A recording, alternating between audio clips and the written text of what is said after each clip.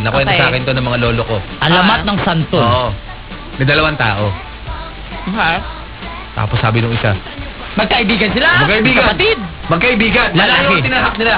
Magkapatid? Magkaibigan? Magkaibigan? Magkaibigan. Yung isa matanda. Yung isa mas bata. Galing sila sa mga 7 bundok na nilakad nila. Tumawid sila ng ilog. Bakit sila bumabiyahe? Bakit sila naglalakbay? Sapagkat hinahanap nila ang gininto ang manok. Na Na nangingitlog. Gininto ang manok. Oo. Tapos, Anong pangalan ng dalawang magkaibigan? si Freddy, tsaka si Lucifero. Lucifero. Mr. Santana. Hindi ba yan? Naka-disguise eh. Naka-disguise. Lucifero. Oh, yung si Mr. Lucifero. Anong katangian ni... May bigote si Mr. Lucifero. Lucifero. Naka sombrerong itim. Nako. Tapos may maskara na parang kay Zorro. Kay Zorro. May dalang espada. Kita ko na siya. May Alala ko na siya. kapang red. Pula ang kapa niya. Oo. Si Tapos, Freddy, gula-gula nito ang damit. ordinaryong mamamayan. Ordinaryo. Parang si Bembol Rocco sa panahon ng Maynila sa Kuko na Liwanag. Ganon. Tapos mas madumi na konti yung damit, mukhang hindi nalabahan. Okay. Tapos, si Freddy dati may shota. Si Quinilin. Ang pangalan Quinilin. Niloko siya. Sabi, habang naglalakbay sila, hindi, sabi ni... kinukwento niya kay Lucifero. Sabi ni Perdi. Ni Freddy. Ni Freddy. Alam mo, Lucifero. Inaalay ko ang paglalakbay na to sa aking kabiyak na si Quinilin. O, kasi madaldal si Freddy. Si Quinilin pala, na-realize niya, after 3 years, pipi pala. Hindi nagsalita. Kailangan daldal. Oo.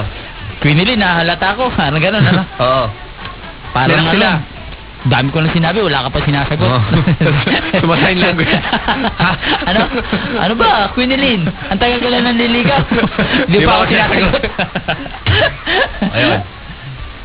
Ayun. Tapos, kakagaling lang nila sa, sa bahay ng tita nila. Yung tita nila, may anak. Ang pangalan ng anak nila, Pina. Si Pina, lagi inutusan. Pina, bumili ka ng suka. Hindi. Hanapin mo yung martilyo. Hindi ko makita, mami. Ayan.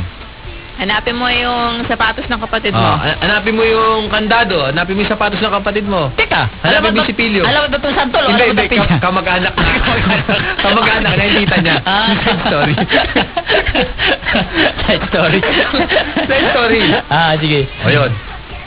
Malandi siguro yun. Malandi si Pina. Malandi. Kung sa baga naisip ko parang yung karakter niya malandi si Pilipino eh. Tapos, yung nanay niya, malapit na maded. Pina, hanapin mo yung gamot ko. Hindi ko makita. Malapit na maded kasi medyo sakit, hindi sa katandaan. Sakit. Hanapin mo yung gamot ko. Sabi ni... Mami naman eh, hindi ko nga makita. Ano ka ba? Ang kulit mong magulang ka! Tapos sinakal niya yung nanay niya. Sinabi na hindi ko nakikita!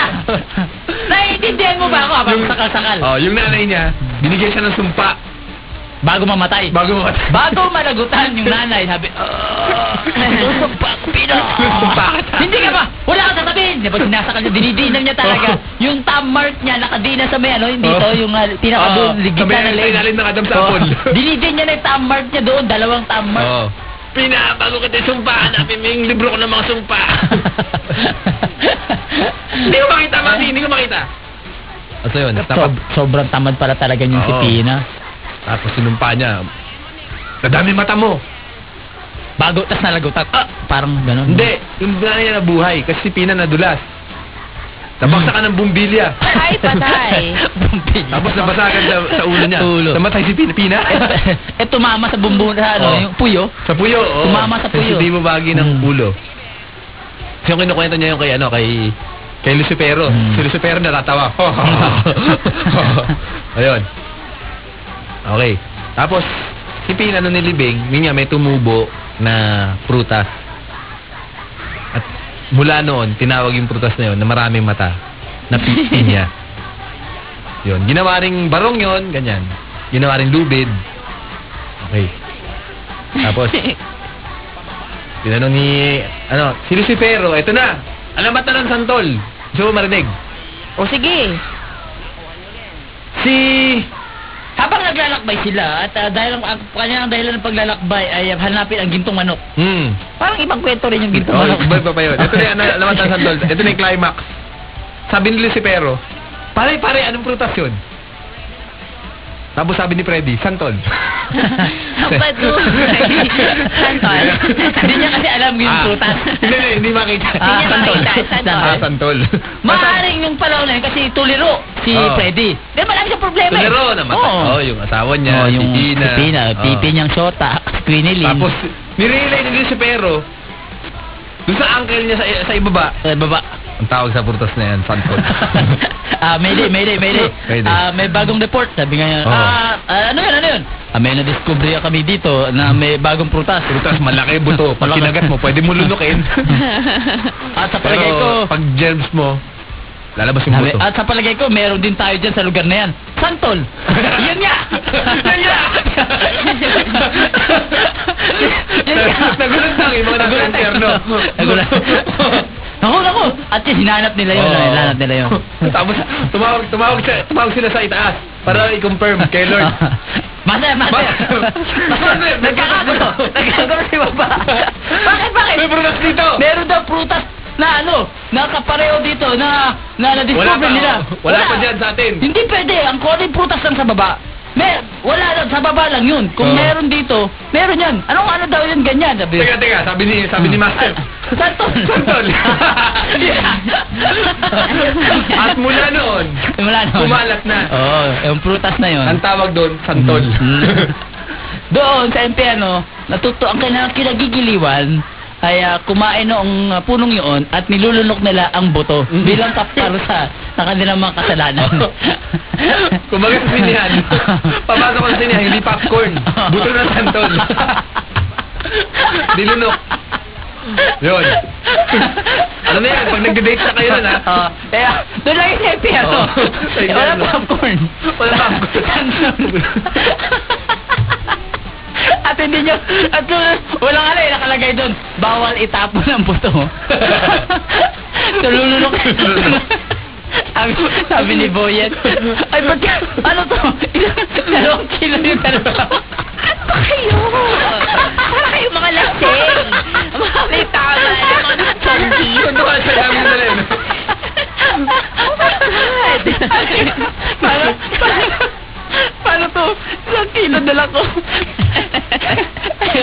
I can't believe it. Santol. Ang dami santol. Nahihirapan siya. Nanood din ng ganun. Umiiyak si Boyet. Pare, ba't di mo ma-enjoy yung movie? Nakakayak ba? Nakakayak ba yung scene ni John Lloyd? Action to ay ganun. Bakit ka naiiyak? Hindi niya maintindihan. Santol.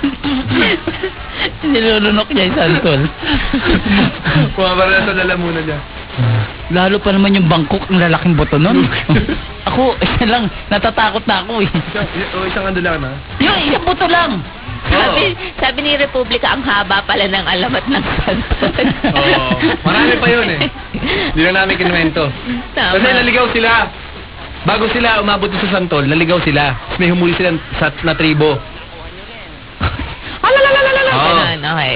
Si Lucifero, tsaka si Freddy. Tapos, sabi nung tribal chief, dumayo sa aming tribo. Kayo, parusa namin. Kasi wala kayong walang visa. permit. Wala permit, wala visa. Walang permit. Okay, Lord. Sabi ni Lucifero, ano kailangan namin gawin? Para hindi kami maparusahan. Sabi nung chief, kayo kuha, 2 prutas. Kumari pa sila. Kuha.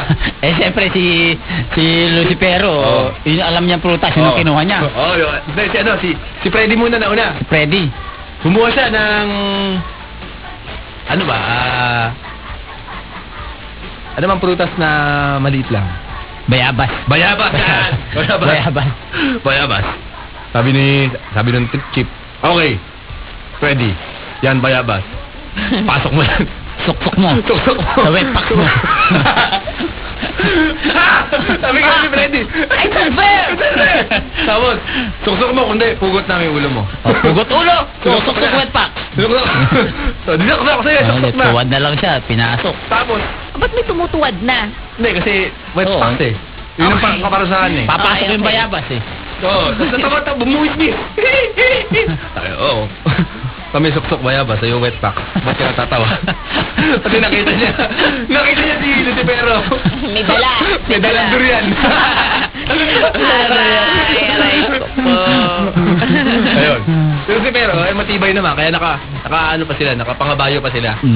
Para umabot doon sa... Pagkahanap ng gintong manok. Alam ko yung kwento gintong manok. Yun. Basta... Ewan ko, nahanap pa nila yung gintong manok. Basta hindi pa tapos yung kasaysayan nila. Pero yung santol, yun. Oo. Naalala ko yung umiiyak doon sa sa impyerno dahil sa pagkain ng santol. Lumalabas siya sa impyerno. Astig. Hay, sumakit ang tiyan ko doon. Bakit nagkabis sa inyo? Tuloy-tuloy pa rin ang ating talak.